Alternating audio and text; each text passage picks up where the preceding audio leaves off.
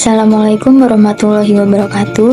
Di sini saya akan mempresentasikan proposal dari kelompok 4 yang berjudul Pengembangan Media Pembelajaran Berbasis Diorama pada Materi Keberagamaan Umat Beragama di Sekolah Dasar. Yang beranggotakan yang pertama Nadia Fadila Azhar 106, Nadia Rismala Dewi 121, Adi Safira 119, Regita Oktaviani 143, Indah Setiawati 144. Latar belakang masalah pendidikan di Indonesia menghadapi tantangan dalam konteks keberagaman, budaya, dan agama. Penting bagi siswa sekolah dasar untuk memahami dan menghargai perbedaan tersebut. Dalam metode pembelajaran konvensional, seringkali kurang menarik dan tidak efektif. Media pembelajaran inovatif seperti diorama dapat menjadi solusi untuk meningkatkan pemahaman siswa.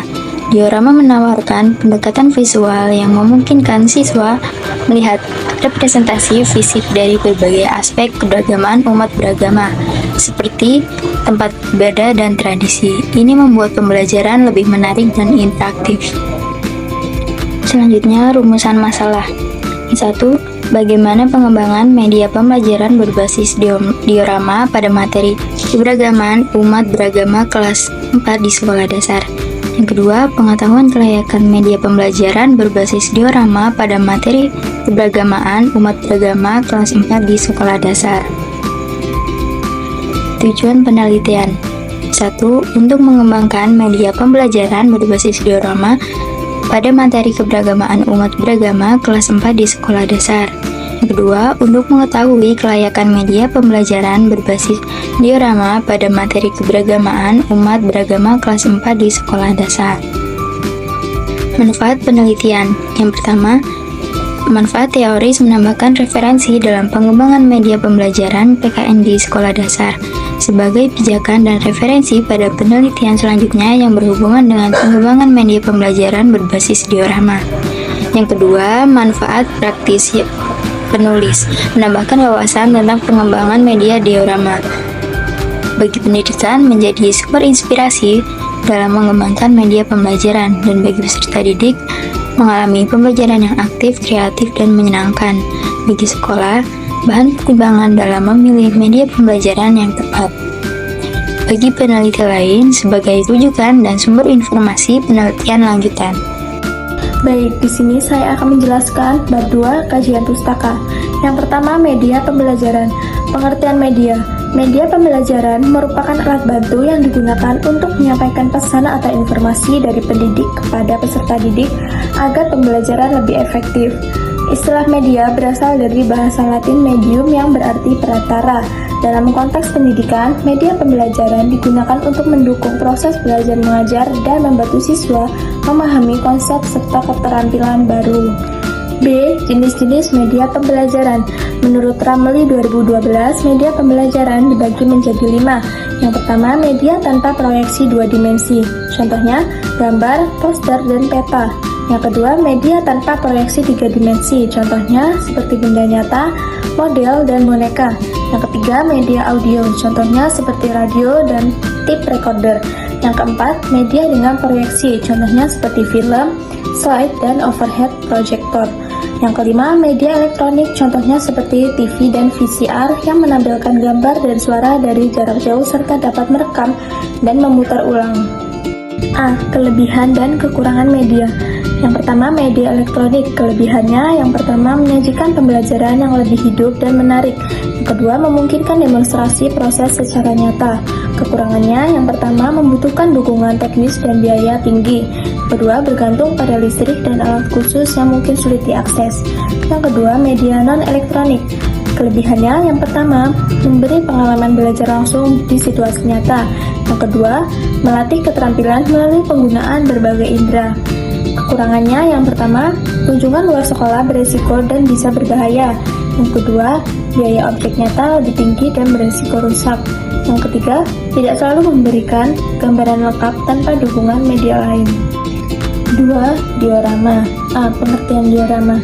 Diorama adalah media pembelajaran 3 dimensi berukuran kecil yang menggambarkan suatu keadaan atau aktivitas nyata. Diorama bertujuan untuk memperagakan dan menjelaskan situasi sebenarnya dalam bentuk visual mini yang dapat divisualisasikan. B. Jenis-jenis diorama. Yang pertama, diorama tertutup. Dibatasi oleh dinding di semua sisi kecuali apa yang dilapisi kaca. Umumnya digunakan di museum. Yang kedua, diorama lipat. Dibuat dari kertas berbentuk 3 sisi yang bisa dilipat, praktis dibawa namun perlu ketelitian. Yang ketiga, diorama terbuka. Tanpa dinding seperti maket, memberi pandangan lebih luas terhadap objek yang ditampilkan. C. Tujuan dan fungsi media diorama. Yang pertama, mengatasi kesulitan saat mempelajari objek yang terlalu besar. 2. Mempelajari objek yang telah terjadi di masa lalu. Yang ketiga, mempelajari objek yang tidak terjangkau secara fisik. Yang keempat, mempelajari objek yang mudah dijangkau tetapi tidak bisa diamati langsung, misalnya suara. Yang kelima, memberikan keterangan visual yang memadai. 6. Mempelajari konstruksi abstrak dengan visualisasi proses dari objek luas. D. Kelebihan dan kekurangan diorama. A. Kelebihan. Yang pertama, membuat siswa lebih kreatif dan tidak bosan. 2. Memberikan gambaran visual secara nyata dan mini. 3. Membawa dunia nyata ke kelas dalam bentuk mini dan 3 dimensi. 4. Menggambarkan peristiwa pada tempat dan waktu tertentu dengan lebih nyata. B. Kekurangan. Yang pertama, tidak semua siswa kreatif dan alat yang digunakan rumit. 2. Tidak bisa menjangkau peserta didik dalam jumlah besar. 3. Membutuhkan waktu dan biaya. 4. Memerlukan kreativitas tinggi dari guru dan siswa. C. Langkah-langkah pembuatan diorama keberagaman umat beragama. Alat dan bahan: tusuk sate, styrofoam, gunting, cutter, lem tembak, cat air, kuas, air, stik es krim, pensil warna, dan double tip. Cara pembuatan: yang pertama, tentukan ide dan tema. 2. Siapkan alat dan bahan. 3. Buat latar dan dasar. 4. Hias bagian dalam dengan cat atau kertas berwarna. 5. Buat miniatur rumah ibadah seperti masjid, gereja, dan lain-lain. 6. Buat tokoh miniatur dari berbagai agama. Pastikan terlihat rukun. 7. Susun semua elemen secara rapi dan seimbang. 8. Finishing. Rapihkan dan beri judul. Pastikan semua bagian menempel dengan kuat. Pembelajaran PKN. Pengertian PKN, pendidikan kewarganegaraan, adalah mata pelajaran yang digunakan sebagai wahana untuk mengembangkan dan melestarikan nilai luhur dan moral yang berakar pada budaya bangsa Indonesia. Nilai luhur dan moral ini diharapkan dapat diwujudkan dalam bentuk perilaku kehidupan siswa sehari-hari, baik sebagai individu maupun anggota masyarakat dan makhluk ciptaan Tuhan Yang Maha Esa, yang merupakan usaha untuk membekali siswa dengan pengetahuan dan kemampuan dasar berkenaan dengan hubungan antar warga dengan negara serta pendidikan pendahuluan bela negara agar menjadi warga negara yang dapat diandalkan oleh bangsa dan negara. Ruang lingkup PKN. Yang pertama, ada persatuan dan kesatuan bangsa, meliputi hidup rukun dalam perbedaan, cinta lingkungan, kebanggaan sebagai bangsa Indonesia, Sumpah Pemuda, keutuhan negara kesatuan Republik Indonesia, partisipasi dalam pembelaan negara, sikap positif terhadap negara kesatuan Republik Indonesia, keterbukaan dan jaminan keadilan.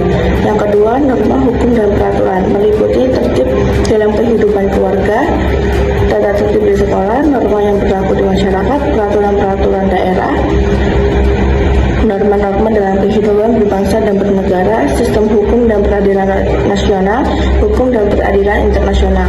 Yang ketiga, ada hak asasi manusia, hak dan kewajiban anak, hak dan kewajiban anggota masyarakat, instrumen nasional dan internasional HAM, pemajuan, penghormatan, dan perlindungan HAM. Yang keempat, ada kebutuhan warga negara, yaitu meliputi hidup gotong royong, harga diri sebagai warga negara, kebebasan berorganisasi, kemerdekaan, mengeluarkan pendapat, menghargai keputusan bersama, prestasi diri, persamaan kedudukan warga negara. Yang kelima, ada konstitusi negara, meliputi proklamasi kemerdekaan dan konstitusi yang pertama, konstitusi yang pernah digunakan di Indonesia, hubungan dasar negara dengan konstitusi. Yang keenam, ada kekuatan dan politik, meliputi pemerintah desa dan kecamatan, pemerintah daerah dan otonomi, pemerintah pusat, demokrasi dan sistem politik, budaya demokrasi menuju masyarakat madani, sistem pemerintahan, pers dalam masyarakat demokrasi. Yang ketujuh ada Pancasila meliputi kedudukan Pancasila sebagai dasar negara dan ideologi negara, proses perumusan Pancasila sebagai dasar negara, pengamalan nilai-nilai Pancasila dalam kehidupan sehari-hari, Pancasila sebagai ideologi terbuka. Yang kedelapan ada globalisasi meliputi globalisasi di lingkungannya, politik luar negeri Indonesia di era globalisasi, dampak globalisasi, hubungan internasional dan organisasi internasional, dan mengevaluasi globalisasi. Karakteristik PKN, yang pertama ada PKN termasuk dalam proses ilmu sosial. Yang kedua, PKN diajarkan sebagai mata pelajaran wajib di seluruh program sekolah dasar sampai perguruan tinggi. Yang ketiga, ada PKN menanamkan banyak nilai, di antaranya nilai kesadaran, bela negara, penghargaan terhadap hak asasi manusia, pelestarian lingkungan hidup, tanggung jawab sosial, ketaatan pada hukum, ketaatan membayar pajak, serta sikap dan perlakuan anti korupsi, kolusi, dan nepotisme.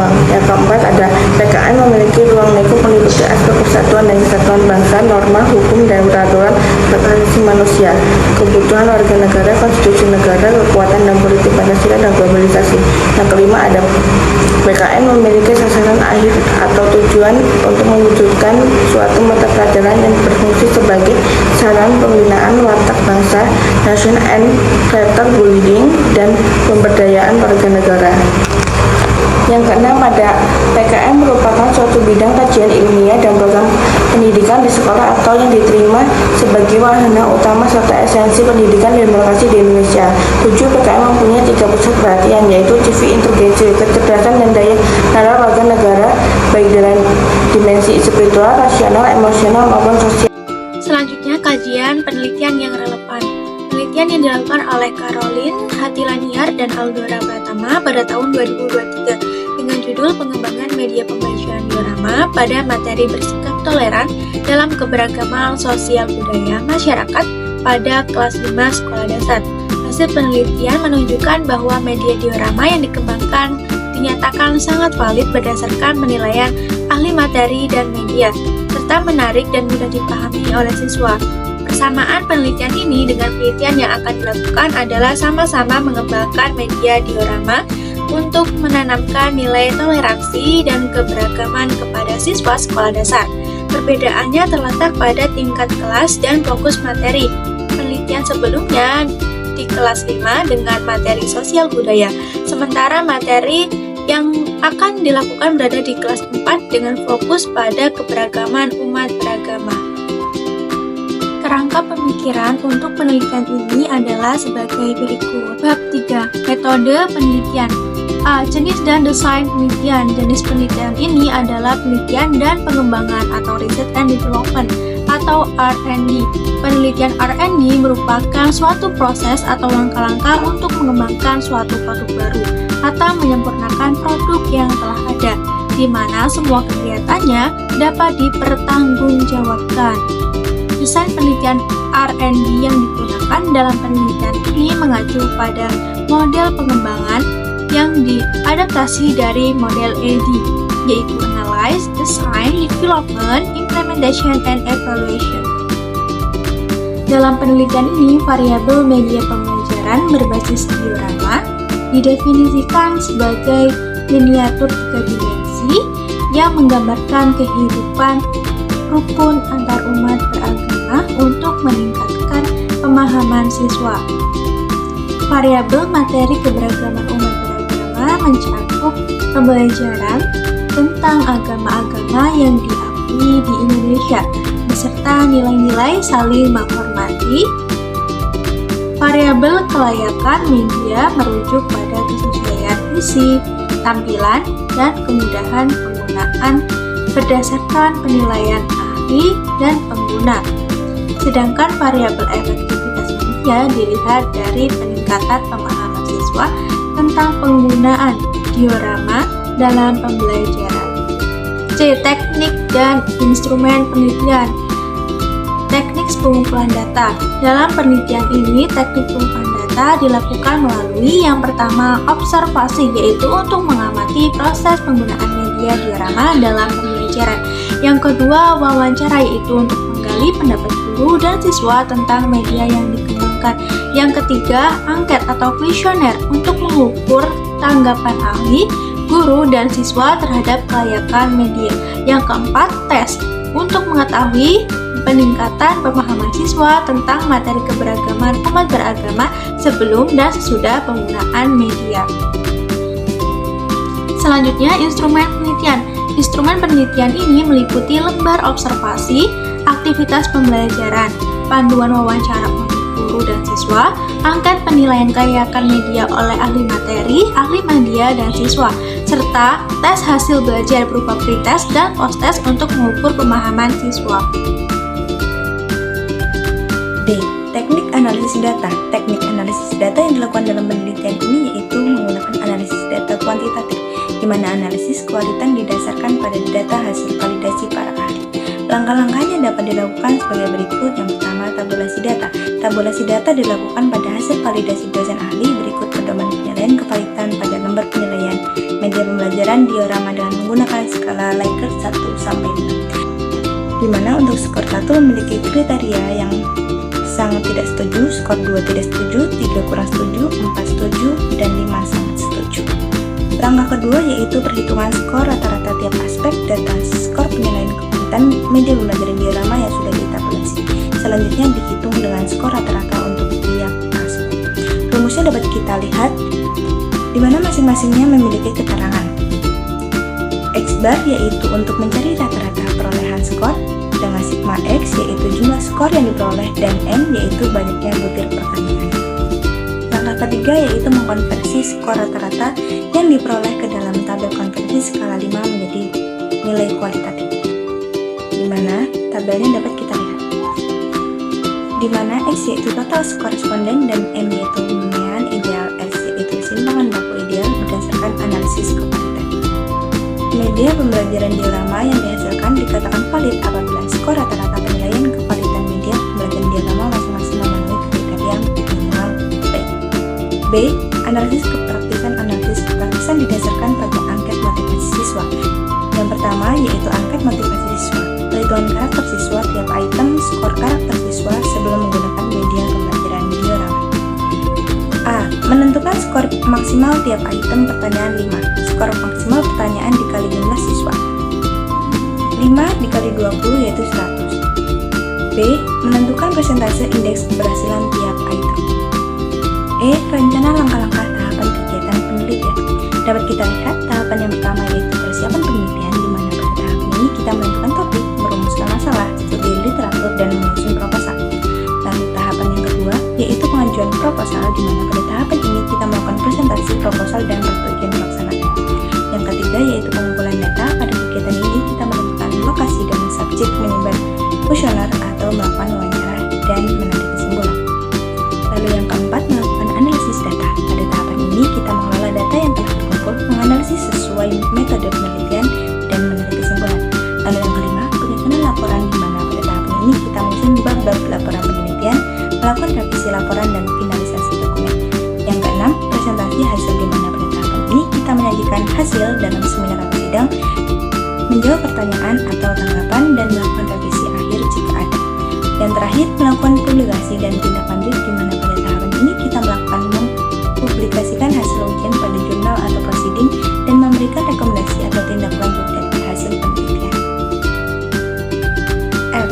Rencana jadwal pelaksanaan penelitian, di mana dalam tahapan ini kami melaksanakan penelitian di SD Negeri 4 Sumeragung pada hari Sabtu pada tanggal 26 April 2025, di mana penelitian ini dilakukan untuk melakukan penilaian produk kami, yaitu produk diorama.